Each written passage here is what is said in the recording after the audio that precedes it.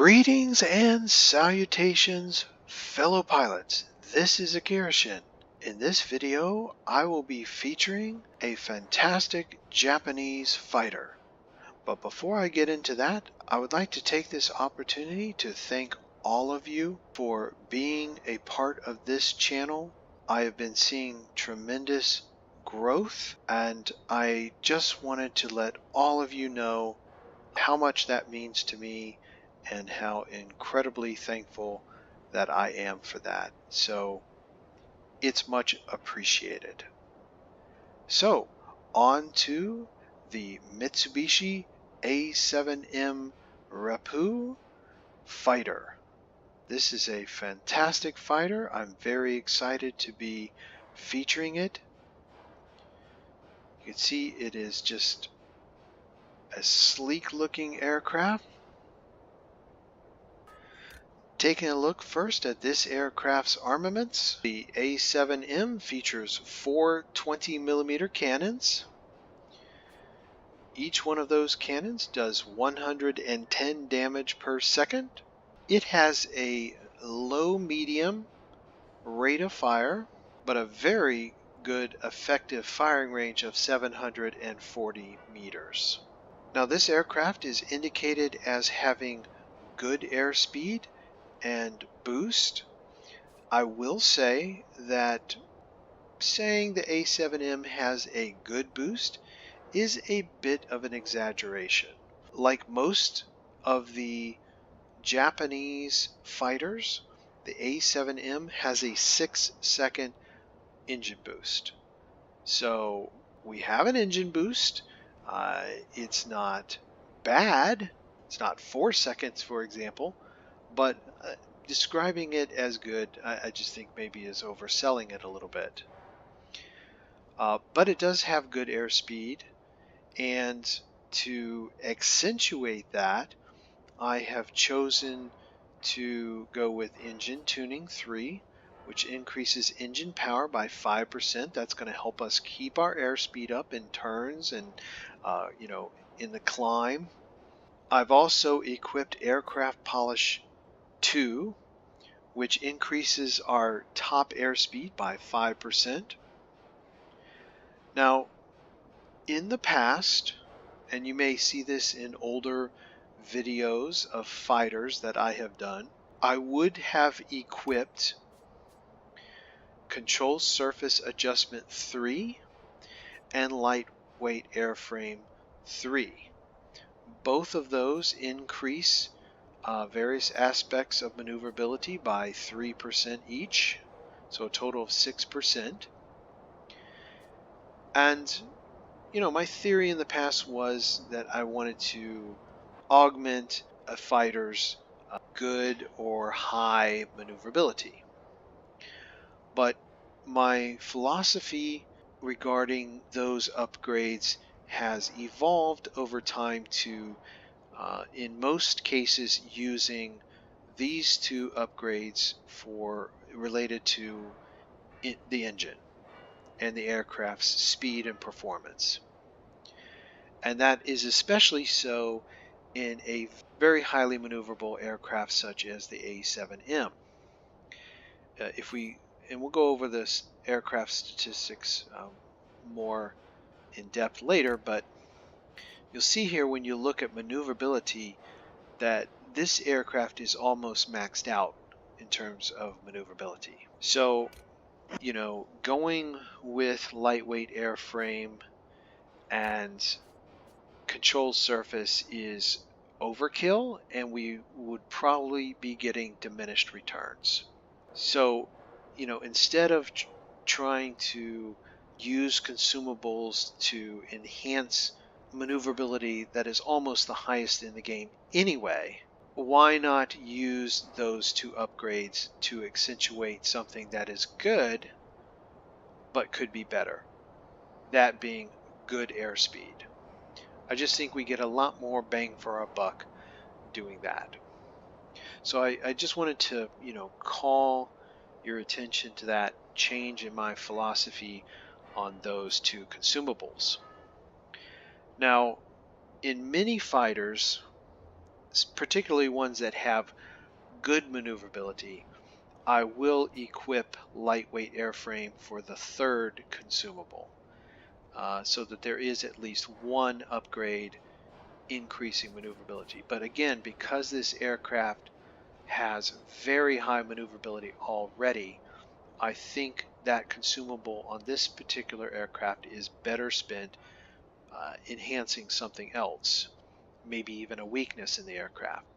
This aircraft does have low survivability, and so I chose to go with improved covering 3 because it decreases our chance of critical damage to wings and tail by 20%, and it increases our aircraft's hit points by 5%. So I just, again, I just think that's a much better upgrade, much more bang for our buck than if we went for the maneuverability upgrade.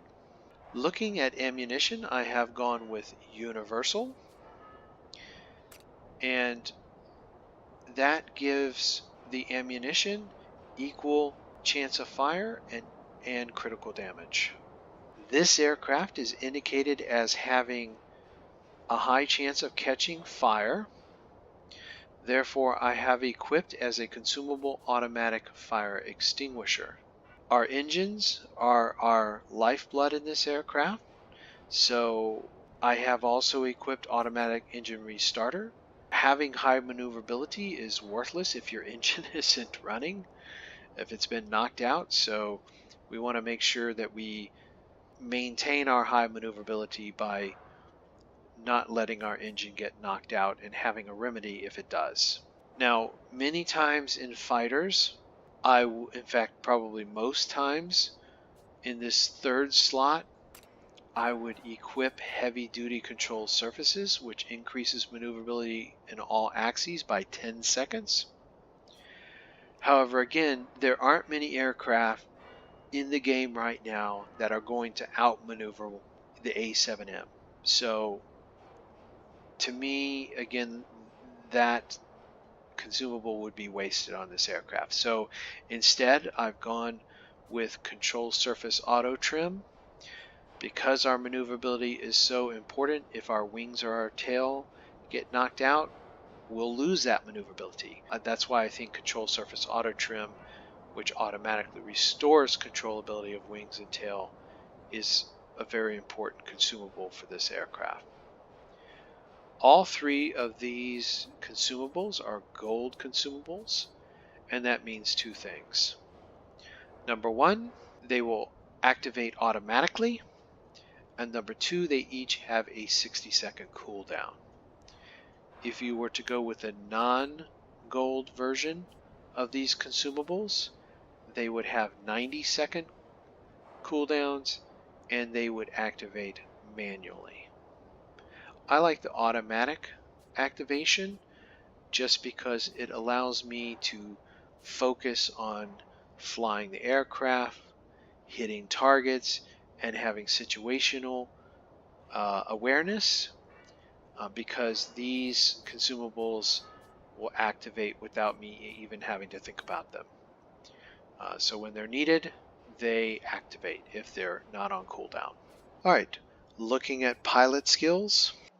Again, I have chosen to upgrade this aircraft's engine capabilities by equipping Engine Guru 1 and Engine Guru 2, which collectively increase this aircraft's thrust and top speed by 5%. If I had an additional 2 skill points, I would also choose Aerodynamics Expert. And the reason for that is that Aerodynamics Expert accentuate our aircraft polish and our engine tuning.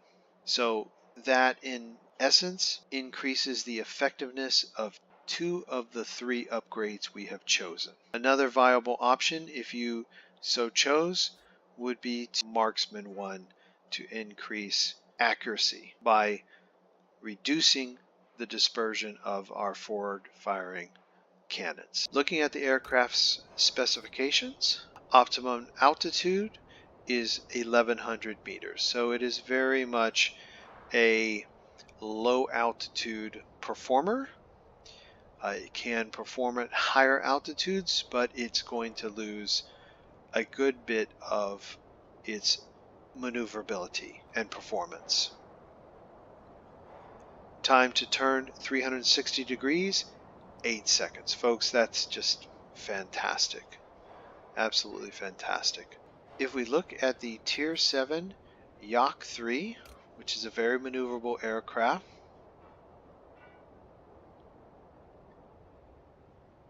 time to turn 360 degrees, 8 seconds. So again, there aren't any aircraft that are going to outmaneuver the A7M. Stall speed is 90 kilometers per hour, which is very low. So it has an excellent stall speed. Optimum airspeed is 328 kilometers per hour. Top speed at best altitude, 650 kilometers per hour. I can tell you with our engine upgrades and consumables, we are routinely getting performance in that range, which is excellent for this fighter. Taking a look at the paint schemes for this aircraft, you're looking right now at summer, which is my favorite. Then we have winter, desert, which is very nice as well, and marine. But we'll go back to summer since I like it. Okay, so what we are going to do now is we are going to head over to World of Warplanes website and use their compare aircraft tool to compare the A7M to its other Tier 7 peers. So let's do that now.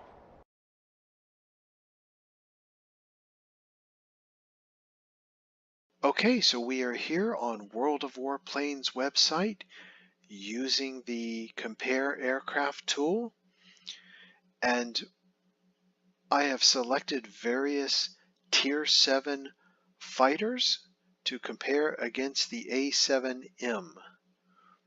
As to each one of these aircraft, I have gone into their customization and fully customized them where that can be done. That was a premium, so it can't be customized any further, but for example on the Kai 84 I have selected each one of its upgrades so that we're looking at each aircraft in its best light.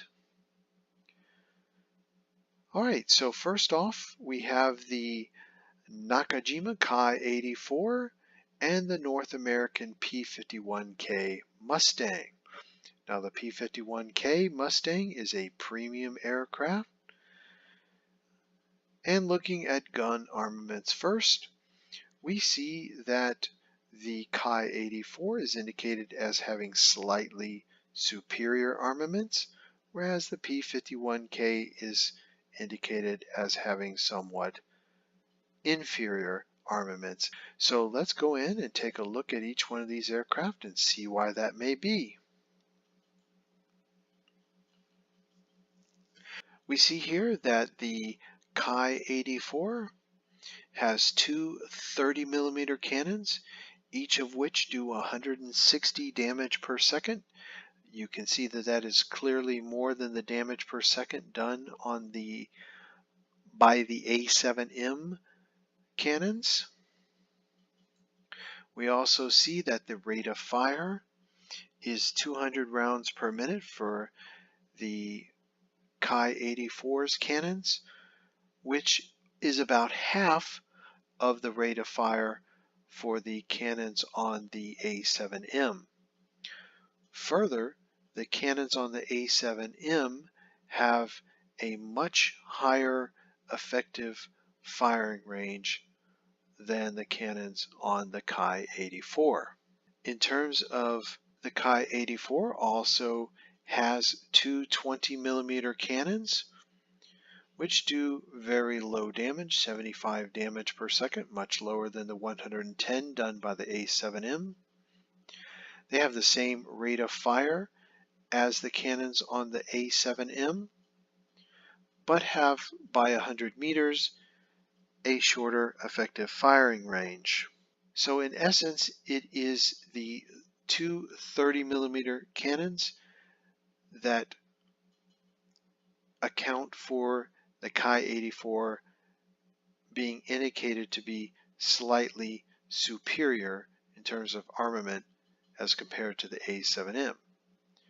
Looking now at the P-51K, we see, like many of the American fighters, that it only has machine guns, 6 12.7mm machine guns. They do low damage per second of 52. Their rate of fire is twice that of the cannons on the A7M. However, they do have a shorter effective firing range by 200 meters as compared to the A7M. So it is the cannons versus machine guns that makes the A7M be indicated as being superior to the armaments of the 51K. Moving on to bombs and rockets, none of the aircraft that we are going to be reviewing have bombs or rockets, so it will be a non-issue for this comparison. In terms of survivability, these aircraft are basically the same, an indication of slight inferiority for the Chi 84, but nothing of any great significance. In terms of airspeed, both the Chi 84 and the P-51K Mustang are indicated as being superior in terms of airspeed. We see that top speed at best altitude, however, is the same for the Chi 84 and the A7M. However, as would probably be expected, the P-51K Mustang has a 60 kilometers per hour advantage over the A7M. Maximum dive speed, both the Chi 84 and the P-51K Mustang have a superior maximum dive speed as compared to the A7M. Now you see that the comparison marker for the Chi 84 is in red, but nonetheless it is a plus difference rather than a negative, so that's just a glitch. In terms of maneuverability, as one might expect, the A7M is vastly superior to both the Chi 84 and the P-51K, especially as compared to the P-51K. And you see that in average time to turn 360 degrees, the A7M is 0.6 seconds faster on the turn than the Chi 84 and 2.8 seconds faster than the P-51K. That's a huge difference. In terms of rate of roll, both the Chi 84 and the P-51K Mustang have superior rates of roll, especially the P-51K Mustang. Optimum airspeed, both the Chi 84 and the P-51K Mustang are superior to the A7M in terms of optimum airspeed. Of course, the P-51K Mustang is known for its speed. Stall speed, however, both the Chi 84 and the P-51K Mustang will stall significantly sooner than the A7M. And of course, the major weakness of the A7M is its optimum altitude of only 1,100 meters as compared to the 1,800 meters of the Chi 84 and 2,200 meters for the P-51K. Rate of climb for both the Chi 84 and the P-51K Mustang are superior to the rate of climb of the A7M. So if you are in an A7M, best to outmaneuver at low altitude both the Chi 84 and the P-51K rather than attempt certainly to outclimb those aircraft. Okay, moving on. Next we have the Supermarine Spitfire and the North American P-51D. In terms of gun armaments, the A7M is indicated as being superior to both the Spitfire and the P-51D. Let's take a look at why that is. For the Spitfire, we see that it has two 20mm cannons, each of which do 115 damage per second with a 420 rounds per minute rate of fire. So these cannons do slightly superior damage per second and have a slightly higher rate of fire. And they also have a slightly higher effective firing range as compared to the A7M by 20 meters. However, there are only 2 of those cannons as compared to the 4 cannons of the A7M. Its 2 machine guns do only 60 damage per second. They do have a very high rate of fire, but have an effective firing range that is 200 meters less than the effective firing range of the A7M. So again, it is the 4 cannons versus the 2 cannons that make the A7M superior to the Spitfire. The P-51D Mustang again has 6 machine guns, each of which do low damage per second of only 52. They do have a very high rate of fire, but again, an effective firing range that is 200 meters shy of that afforded by the A7M's cannons. Cannons versus machine guns is why the P-51 is indicated as being inferior in terms of armaments. Moving on to survivability. These aircraft are all the same. They each have the same hit points. Top speed at best altitude. Both the Spitfire and the P-51D are considered to have higher top speed at best altitude. In terms of maximum dive speed, both the Spitfire and the P-51D have superior maximum dive speeds. However, where the A7M, of course, excels is in its maneuverability. You see here with average time to turn 360 degrees that the A7M beats out the Spitfire, which is by anyone's measure a very maneuverable aircraft. But the A7M beats it in the turn by 0.6 seconds and the P-51D by 2.8 seconds, which again is just a lifetime in a turning dogfight. Rate of roll, the Spitfire and the A7M are the same, whereas the P-51D has a superior rate of roll. Optimum airspeed, both the Spitfire and the P-51D are superior in that category. However, in terms of stall speed, the A7M will stall later than either the Spitfire or the P-51D. A consistent theme, the A7M is of course vastly inferior in terms of its optimum altitude at only 1100 meters as compared to 1500 meters for the Spitfire and 2200 meters for the P-51D. Rate of climb for the Spitfire is superior to that of the A7M. However, the P-51D is inferior in that respect.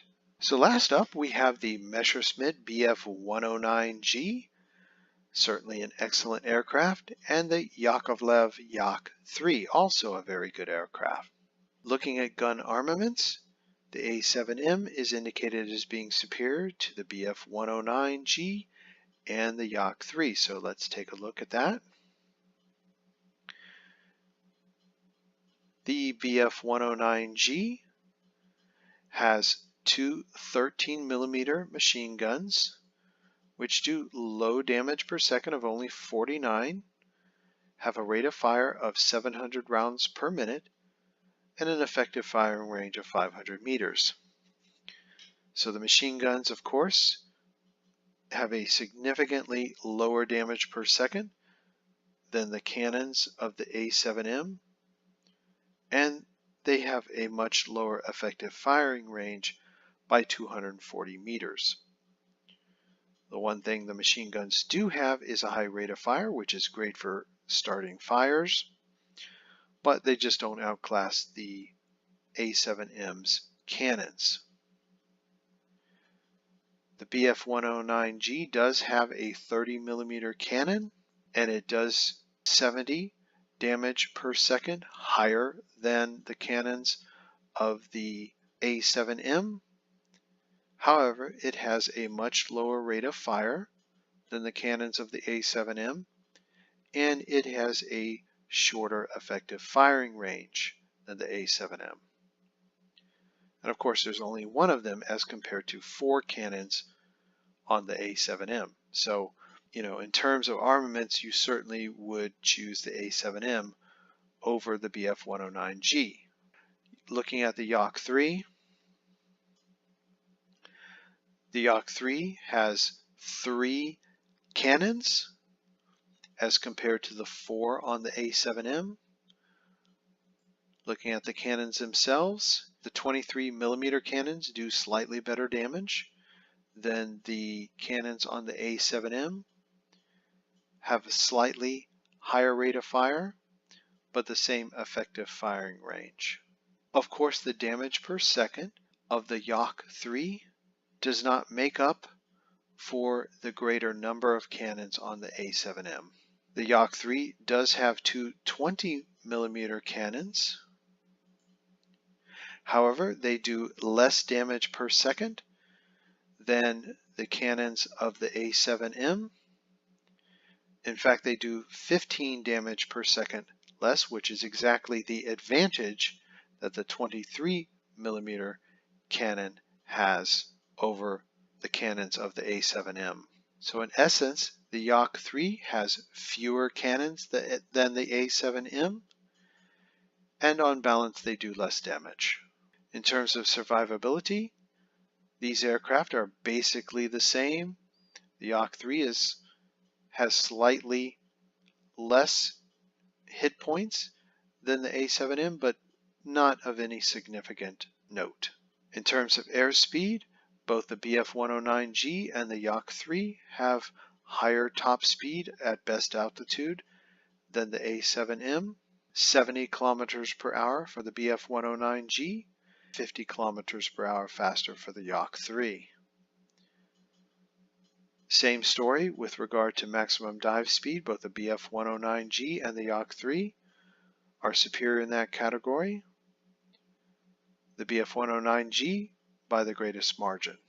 Average time to turn 360 degrees, again, as has been with the other aircraft we have compared, the A7M has a significantly higher rate of turn, certainly as compared to the BF-109G by 2.3 seconds, and even a slight advantage over the very maneuverable Yak 3 of 0.3 seconds. Now that doesn't seem much, but in a turning dogfight, 0.3 seconds will eventually make the difference, all other things being equal. Rate of roll, BF-109G and the Yak 3 both have superior rates of roll. Both the BF-109G and the Yak 3 also have superior optimum airspeeds.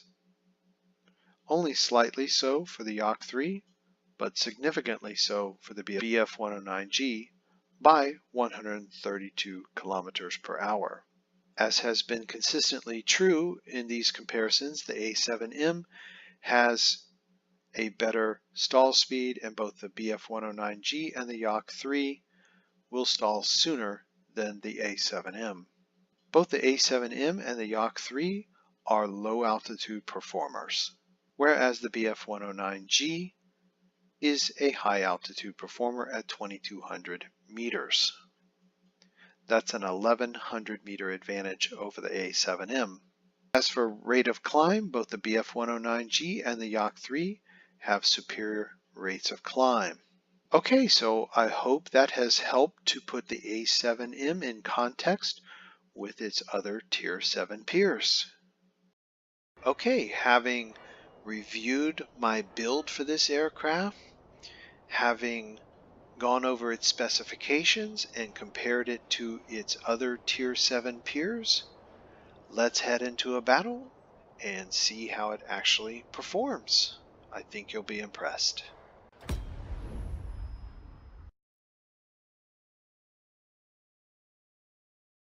Alright, so we will be putting the A7M through its paces over the plateau, weapon of revenge, theater of operation.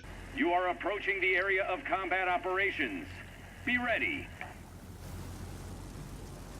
We'll head over here to the garrison first.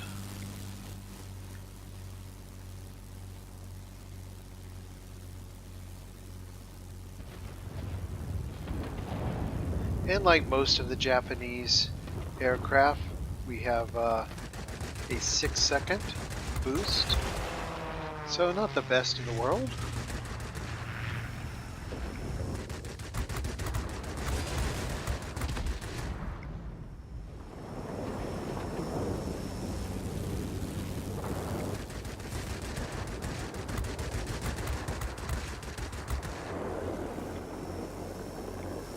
Oh, but that maneuverability is just so fantastic.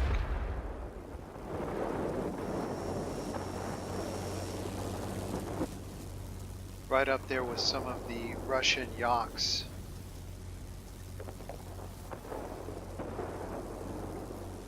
It's a beautiful looking aircraft. Look at that. Really fantastic. We are losing the military base. There are too many Really enemy fun to aircraft. Fly. Alright, so we have a DO 217M up here. Let's have some fun.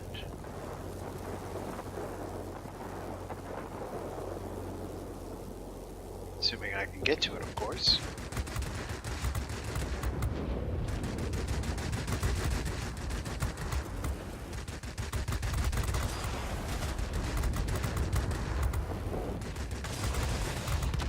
So you see the cannons are pretty effective.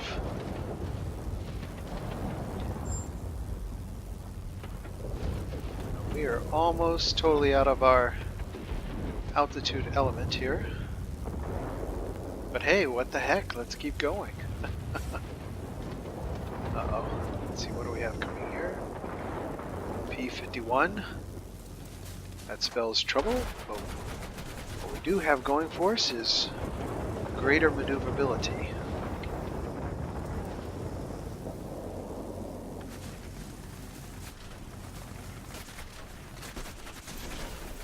Ah, mosquito got us.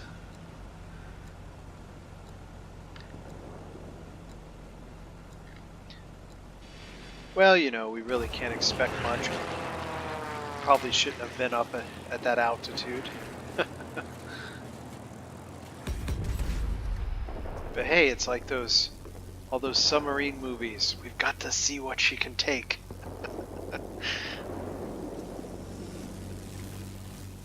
Right? Isn't that in like every submarine movie where like the captain takes the submarine down to like crush depth and then some more?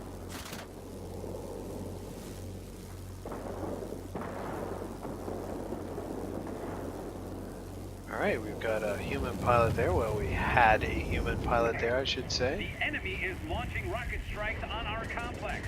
Try to neutralize the enemy Teammates got him. base.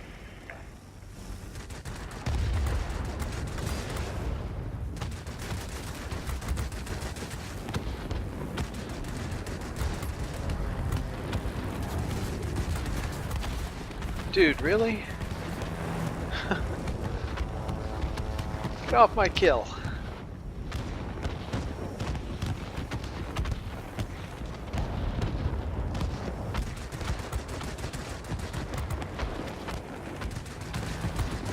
And there's that P-51. And he's in our element now.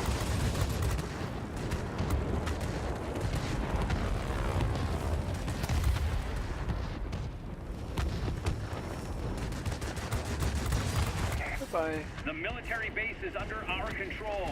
Get ready to support the attack.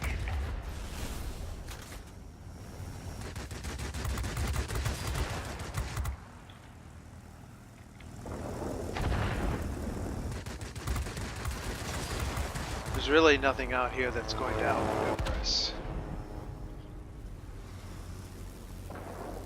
And that's a great feeling, right? Our military base is launching strikes on the enemy. Alright, so we're just going This to will make move to things the easier side for with you. this.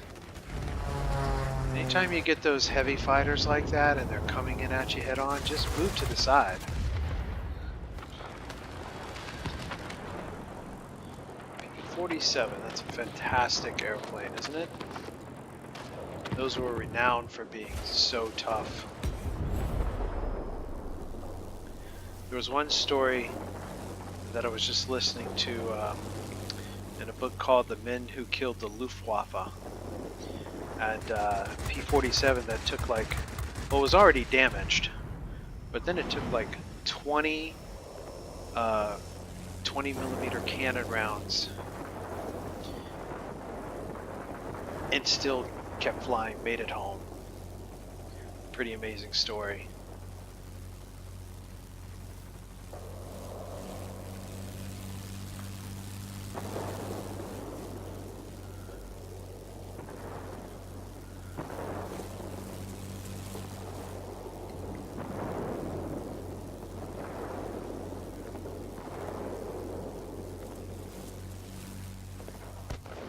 Yeah, I just noticed there's kind of a new layout up here. That's pretty neat.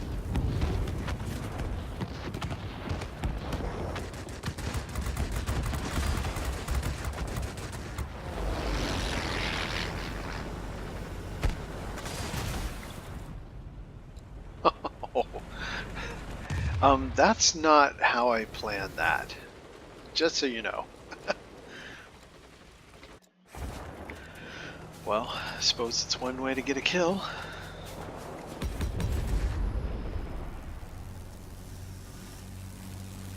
DO-217 again. Let's go kill it again. Why not, right?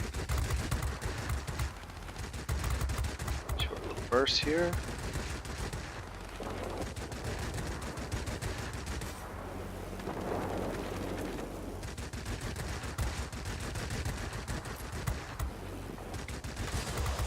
And we're hardly able to stay up this high. Just get a few more shots off. There we go. Oh, what the heck. You've done what you could. Go back to base. We have no altitude barriers. Alright, so flying start, effective fire, subjugator, conqueror, flying warrior badge, and almost top rating. Not bad for the A7M. Okay, so unfortunately I am not able to show you the after action report as I normally would do because there was some sort of glitch in the game that it just never popped up. But we did have 10 kills. We earned 12 out of 13 aircraft progress points that we could have earned, which is excellent. Almost got the top grade for this aircraft. We did get the #1 position on the team. And although it was a defeat for the team as a whole, I think it was a good example of the performance that this aircraft is capable of. It's extremely maneuverable.